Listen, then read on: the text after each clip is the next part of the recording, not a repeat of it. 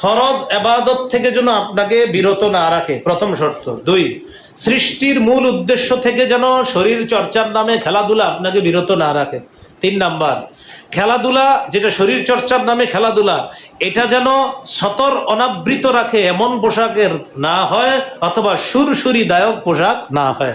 4 number, জীবন নাশক যেন খেলাধুলাটা না হয়, এমন খেলাধুলা যেটা জীবন নাশ করে, এমন খেলাধুলা যেন না হয়। ও, এই ব্যাপারে কোনো দলিল দেই নেই, জীবন নাশক এটা কিন্তু নাজায়েজ। এটার দলিল হলো সূরা বাকারার 195 নম্বর আয়াতে আছে, লা তুলকু বিআইদিকুম ইলা তাহলুকা, তোমরা নিজেদেরকে ধ্বংসের দিকে নিক্ষেপ করো না।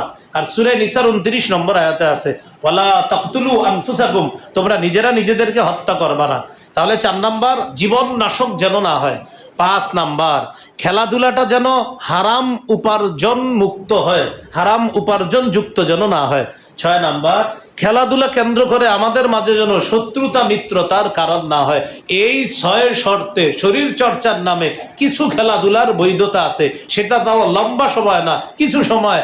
এমনি একটা বল মারলো, আপনি ব্যাট করতেছেন, একটু র্যাকেট দিয়ে ব্যাডমিন্টন খেলতেছেন, এটা এমন পর্যায়ে না নেওয়া যে খবর আছে ফাটাইলামু মাইরালামু, এরকম পর্যায়ে না নেওয়া, তাহলে এটা শরীর চর্চা থাকবে। অন্যথা তো যে শর্তগুলো আপনার বিপরীত হয়ে যাবে। খেলার মধ্যে নামলেন, নামার পরে জোহর গেল আসর গেল, এটা কি শরীর চর্চা হলো? জোহর গেল আসর গেল, এটা কি শরীর চর্চা হলো? প্রথম শর্তই তো পাওয়া গেল না, তাহলে তো শরীর চর্চার মধ্যে থাকবে না। আল্লাহ আমাদেরকে বুঝার তৌফিক দান করে।